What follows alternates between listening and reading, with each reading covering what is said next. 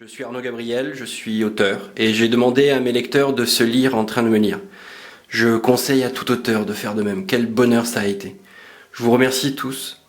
J'ai pu sentir votre application, votre stress, votre enthousiasme et même votre affection. Et je vous dis à bientôt pour de nouvelles écritures. Merci.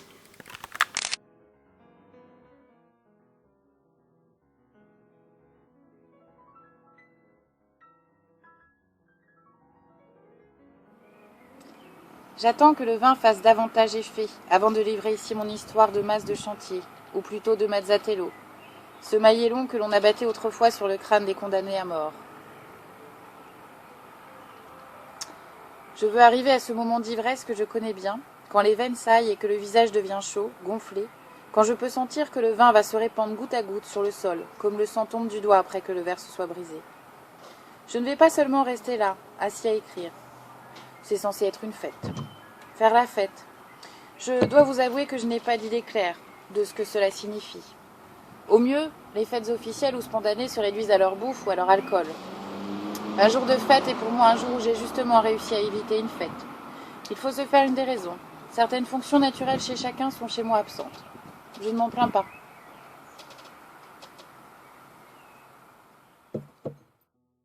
Soyons vastes et travaillons la souriance de notre sourire. Tout notre visage est envahi d'un parfum, toute barrière peut se rompre. Notre corps s'imprégnera d'une jolie posologie d'antidote autour des lèvres, bienfaisante autour du stress. Le sourire est prometteur, égaye pour vaincre le malheur.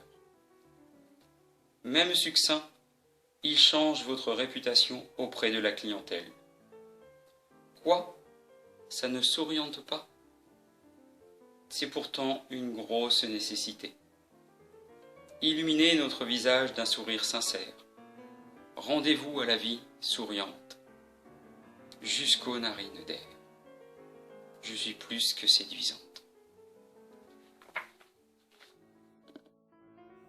Samuel frappe à la porte, restée ouverte, s'approche d'Hélène et l'embrasse. « Bonjour, comment vas-tu ? T'es là ? Quelle heure il est ? Bon sang, je vois pas le temps aller. » Il est autour de 2h30. J'ai fait la nuit. Je suis venue un peu plus tôt que d'habitude. Alors, comment vas-tu ? Samuel enlève son manteau et s'assied sur le lit. Comme un chien dans une cage à rats, rien de neuf. Ah si, la chambre d'à côté est morte avant-hier. J'ai jamais su son nom. Une dame qui avait 88 ans. Dans son sommeil, sans rien réclamer, comme ça. Elle n'était pas malade. Morte en bonne santé. De la chance, cette dame. Tu vas me dire que tu l'envies, c'est ça ? Mais bien sûr, mon garçon, tous ceux qui sont là ont fait leur temps. J'ai vu son cadavre. Elle avait l'air tranquille. Allez, au paradis la vieille. Qui mourra verra. Sa famille est venue ? Non, juste un prêtre. Le prêtre aumônier ? Je ne sais pas, mon pauvre Samuel, tu crois que ça m'intéresse ? Chacun sa mort, on s'en portera mieux. Le prêtre vient souvent faire des visites. Je sais qu'il vient célébrer des messes à la chapelle de temps en temps. Tu devrais y aller. J'ai un mauvais souvenir des messes, Samuel. J'ai connu l'époque des bancs réservés, numérotés, portant des coussins pour ne pas abîmer le cul des bourgeoises, et leurs chapeaux qui cachent la vue. Nous étions obligatoirement derrière. Les notables de la paroisse auraient volontiers troqué le pain et le vin pour des petits biscuits et du thé. Plutôt que de Dieu et du diable, ils auraient préféré parler de la question vraiment sérieuse des finances locales. La messe, j'y suis allée 2 ou 3 fois ici. Je n'ai pas été déçue, tu devrais y venir une fois. C'est un spectacle. Je veux bien y aller avec toi. Faut les voir, les chiens de Pavlov. Quand la cloche sonne, ils bavent en attendant d'aller communier. Des bouches grandes ouvertes qui vont gober leur pitance. Ce n'est pas à une vieille babouine qu'on apprend à faire la grimace. Tu verrais ce cirque. Des fantômes, des râles, des gens étouffés par la douleur, la maladie, la déraison. Des visages grotesques, des corps desséchés, mais qui font quand même sous eux. Et moi qui deviens comme ça aussi. Il faut voir ces bouches ouvertes, les lèvres pendantes qui accueillent le corps du Christ, leurs yeux vitreux de cataracte qui ne peuvent plus rien contempler, et les oreilles presque sourdes, insensibles aux psaumes. Le prêtre chante seul. Il faut voir ce prêtre désespéré qui ne peut plus rien, ni vie, ni réconfort.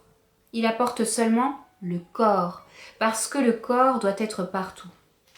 Même ici, alors que la seule chose qu'on attend vraiment, c'est la mort et les visites.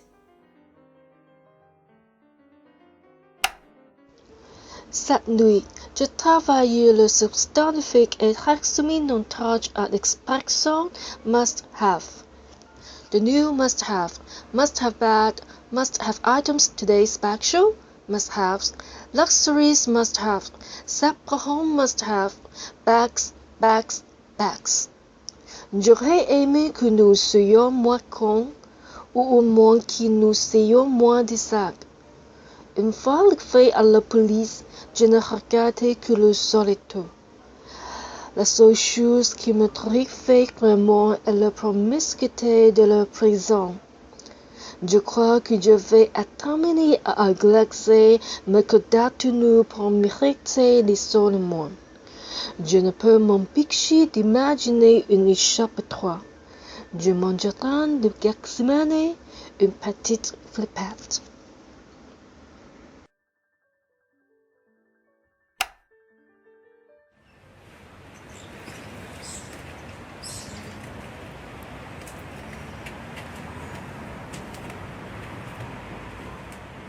Mon appartement est silencieux.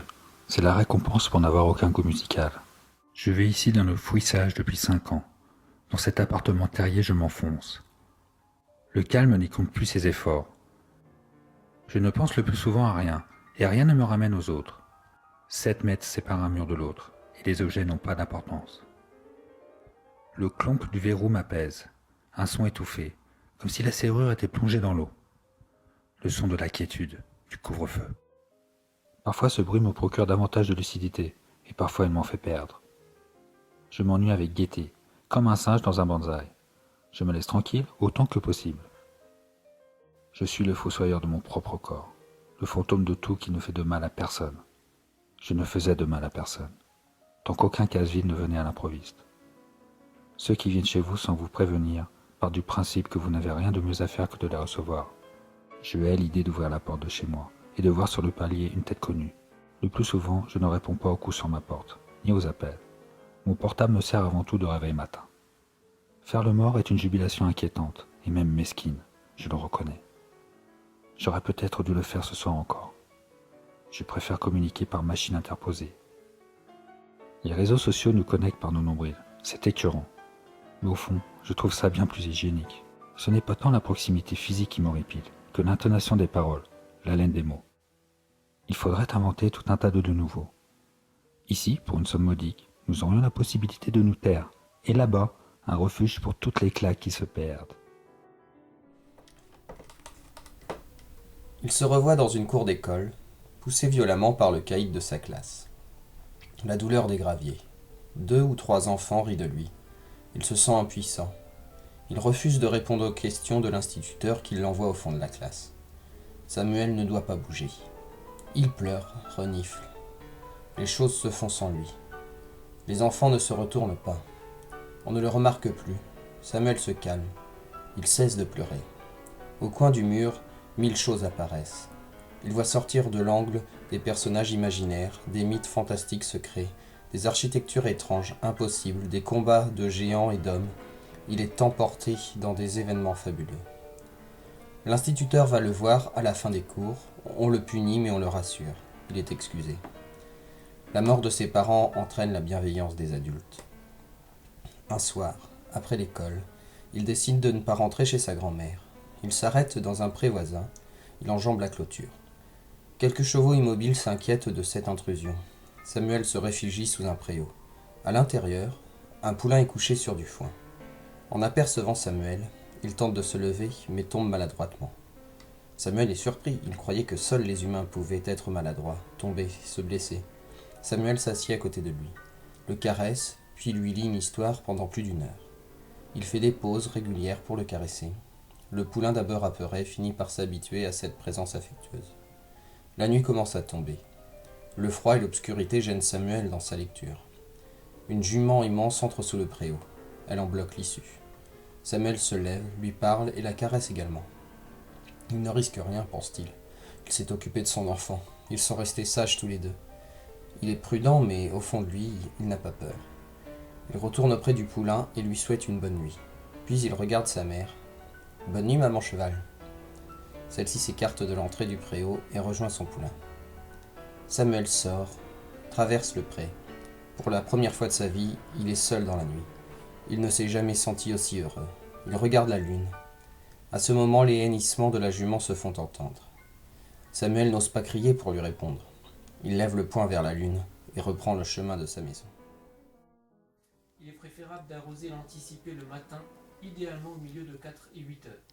Cela fera de fait diminuer le taux d'évaporation d'eau, avec l'espoir que le fluide s'infiltre à l'aigu de façon beaucoup plus plausible dans l'histoire. Arroser en aval l'après-midi, des efforts de borner sont au néant par l'acharné soleil d'été.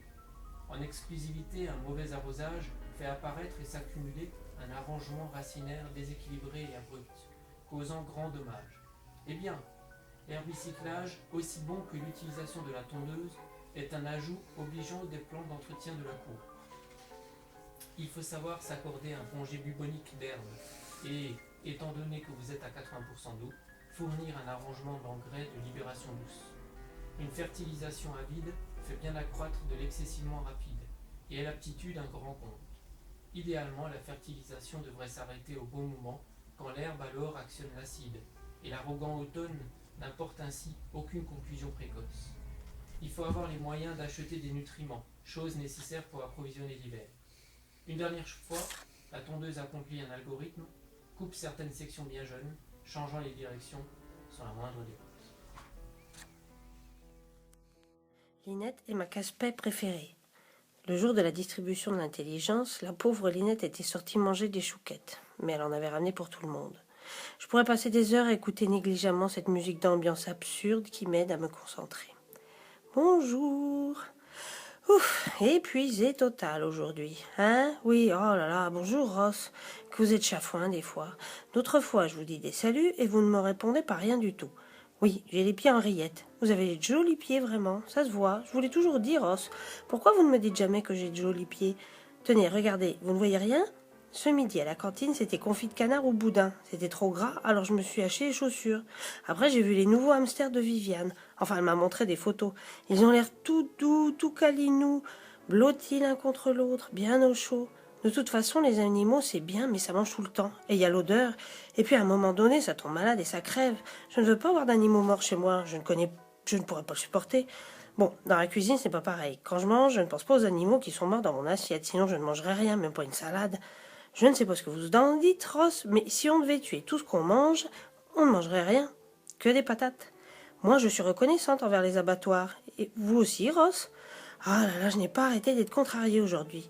Il y a vraiment trop d'injustice dans les bureaux. Tout le monde s'en veut. L'ambiance est vraiment dans l'éther. Hein? Délétère? Oui. Ça va éclater. Tiens, quand j'ai demandé à Josiane de mettre du film dans la machine à emballer parce que moi je n'aime pas le contact avec le plastique, elle a refusé. Alors que je l'avais aidée dans la matinée à rebrancher son téléphone. Et pareil, j'ai voulu régler la climatisation du bureau parce que j'avais froid aux pieds. Eh bien Jules, du service des saisies, a remis la climatisation normale, même pas 5 minutes après. Pour qui se prend celui-là? Tout ça parce qu'il se tape l'assistante du directeur comptable, celle qui pue avec son parfum soi-disant marocain.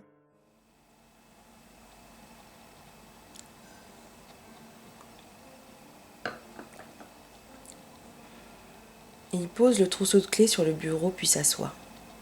Il est 10 heures. Le calme est revenu. Aucun autre être humain. Rien que sa respiration, le ronronnement du distributeur de boissons et les ronflements de Charby. Après quelques minutes, un livre sorti, une bouteille d'eau, des mouchoirs en papier. S'installer, chercher la bonne position sur le siège de la réception, afin de faire face à la nuit et à l'ennui. L'un des néons se met à grésiller quelques secondes. Des insectes cherchent leur place.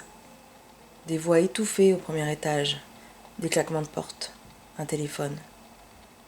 Une voiture se gare devant l'hôtel, sans suite. Une demi-heure de lecture passe.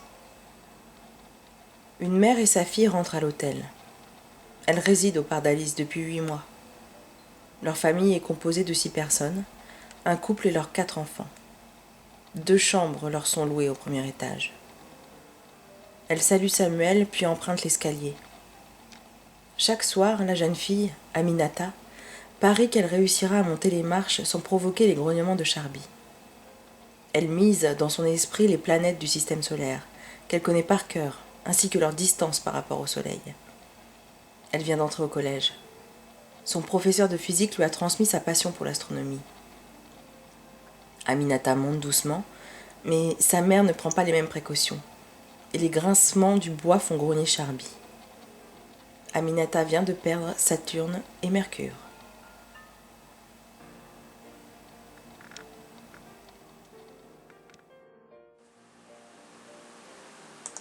Bonjour, je suis Google Translate. Je vais vous lire un extrait de Trade au carré, le double de mes efforts. Un cadre commercial travaillant essentiellement par Internet nous raconte ses journées laborieuses. Français plus grand, japonais plus grand, anglais plus grand français. Pour poster un commentaire sur ma douleur de connexion, il est nécessaire de mettre l'accent sur l'ennui que j'ai vraiment. Oui, je m'ennuie vraiment. C'est simple, immédiatement après une vente, je me sens comme un beau dieu au travail et à la maison de la montagne comme un chat pour moi. Il n'y a rien dans la moitié de la valeur de la technologie qui signifie le double de mes efforts. Il n'y a pas non plus de problème à cause de la foule qui s'accorde sur les prix, cependant le client parle et l'économie ne fait pas que payer. Et de la production de bœuf et de la production de mise en conformité et de la production d'idées contre le bœuf seul. Une large gamme de financement de tout et son contraire, seuls les magazines et les journaux de la vie. Avicenne n'a jamais été repoussé si violemment. Son sourire et son énergie viennent d'être coupés net. Bien, bien, bien. Bonne nuit, madame. Il ramasse ses affaires et les emmène dans le bureau de Bob. Il fait le tour des jeux présents dans son portable. Elia est pressée de voir se terminer cette veille. Une dizaine d'heures a passé entre un petit chien eczémateux et un petit collègue excité. 2 résidents descendent du premier étage. Ils attendent un ami qui va les conduire à une fête de fiançailles. Ils s'installent dans le petit salon. Elia les salue et se replonge dans ses lectures. « Ah, c'est incroyable, Amadou. T'as déjà vu mon voisin de gauche? Ah oui, je vois qui c'est. Tout à l'heure, j'ai demandé un peu de savon, parce que j'en avais plus. Il m'a fermé la porte au nez. Je te le jure. Partout ici, c'est des égoïstes. Se dit chacun pour sa sale gueule. On croirait qu'on cède quand on est dans la même galère. Mais on se méfie. On rame seul. On se ment. C'est la jalousie. On n'est pas solidaire pour dessous.